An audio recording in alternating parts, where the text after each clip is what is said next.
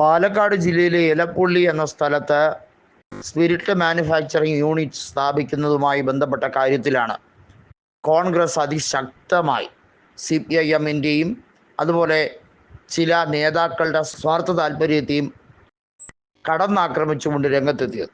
എന്നാൽ കോൺഗ്രസിൻ്റെ അത്രയും ഉശിരൊന്നും തന്നെ സഖ്യകക്ഷികൾ UDFിലെ സഖ്യകക്ഷികൾ കാണിക്കുന്നില്ല എന്നാണ് മാധ്യമങ്ങൾ വഴി CPIM പരത്താൻ ശ്രമിക്കുന്ന വ്യാജ വാർത്ത. അതായത് മുസ്ലിം ലീഗും കേരള കോൺഗ്രസ് ജോസഫ് ഗ്രൂപ്പും അതുപോലെ തന്നെ UDFിലെ പ്രധാനപ്പെട്ട ഘടകകക്ഷികളൊന്നും തന്നെ ഈ സ്പിരിറ്റുമായി ബന്ധപ്പെട്ട വിഷയത്തിൽ ഒന്നും ഇടപെടുന്നില്ല. അതുപോലെ ഈ സ്പിരിറ്റുമായി ബന്ധപ്പെട്ട കാര്യത്തിൽ കർണാടകയിലെ കോൺഗ്രസ് നേതാക്കൾക്ക് വലിയ രീതിയിലുള്ള ഓഹരിയുണ്ട്. അതുകൊണ്ട് തന്നെ കർണാടകയിലും മഹാരാഷ്ട്രയിലുമായി പ്രവർത്തിക്കുന്ന കോൺഗ്രസ് നേതാക്കൾക്ക് ഇതുമായി ബന്ധപ്പെട്ട വലിയ രീതിയിലുള്ള ഡീലുണ്ട്, ഒത്തുകളിയുണ്ട്. അതുകൊണ്ട് തന്നെ പല നേതാക്കളും ഇത് മിണ്ടാതെ വായും പൂട്ടി ഇരിക്കുകയാണ്. അവർക്കെല്ലാവർക്കും അവരുടെ വിഹിതം കിട്ടും. ഇത്തരത്തിലേക്കാണ് വ്യാജ പ്രചരണം നടത്താൻ ശ്രമിക്കുന്നത്. വാസ്തവത്തിൽ ഇവിടെ എന്താണ് സംഭവിക്കുന്നത്? നമുക്കറിയാം, പാച്ചിമട ഫാക്ടറിയുമായി ബന്ധപ്പെട്ട വിഷയത്തിൽ അവിടെ മയിലമ്മ എന്നൊരു വനിത ധീര സമരം നടത്തി തളരാതെ 1000 ദിവസത്തിൽ അധികം അവർ നടത്തിയ ഐതിഹാസികമായ സമരമൊക്കെ നമുക്കറിയാവുന്ന കാര്യമാണ്. ഇവിടെ എടുത്തു പറയേണ്ട വിഷയം എന്നത്, ഏറ്റവും നിർണായകമായൊരു ഘടകം എന്നത് പാലക്കാട് ജില്ലയിൽ ജലദൗർലഭ്യതയാണ് ഏറ്റവും വലിയ പ്രശ്നം. അത് രാഹുൽ മാങ്കൂട്ടത്തിൽ പറയുന്നുണ്ട്. അവിടെ നെൽപ്പാടങ്ങൾ വരണ്ട് കരിഞ്ഞുണങ്ങുകയാണ്. അവിടെ വെള്ളത്തിന് പകരം ഇത്തരത്തിൽ സ്പിരിറ്റ് തളിച്ചാൽ മതിയോ? ആ വലിയൊരു ചോദ്യം അവശേഷിക്കുകയാണ്. കോൺഗ്രസ് ഈ സമരം ഐതിഹാസികപരമായി ഏറ്റെടുത്തു കഴിഞ്ഞിരിക്കുന്നു.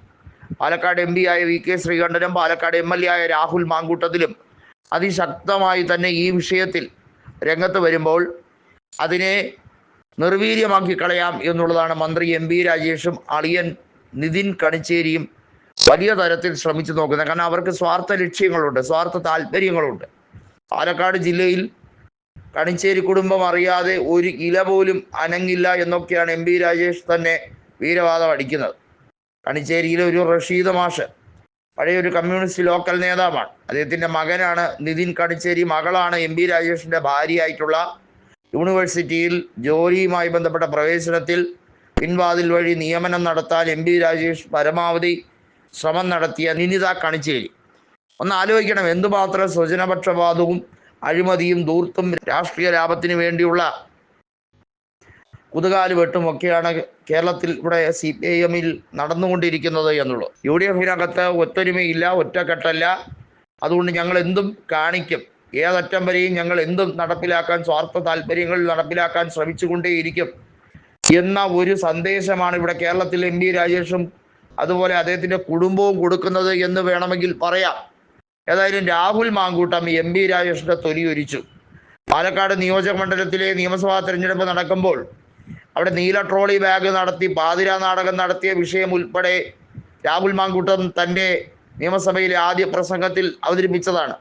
MP രാജേഷ് ആര്, VV രാജേഷ് ആര് എന്ന് തിരിച്ചറിയാൻ കഴിയാത്ത രീതിയിൽ താമരയും അതുപോലെ തന്നെ CPIMൻ്റെ ചിഹ്നവും സംയോജിച്ച് പ്രവർത്തിക്കുന്ന ഒരു അപൂർവ സംഗമമാണ്. ഇതിലധികം പറയുന്നു. ഇപ്പോൾ ചെന്താമര നടത്തിയ കൊലപാതക സംഭവവുമായി ബന്ധപ്പെട്ട കാര്യത്തിലും അയാളെ അറസ്റ്റ് ചെയ്യാൻ പോലീസ് പണിയാണിക്കുന്നത് താമരയും അതുപോലെ തന്നെ കമ്മ്യൂണിസ്റ്റ് പാർട്ടിയുടെ നിറവും ഒത്തൊരുമിച്ച് കൊണ്ടുള്ള പേരായതുകൊണ്ടോ എന്ന് രാഹുൽ മാങ്കൂട്ടം വെറുതെ പറഞ്ഞതല്ല.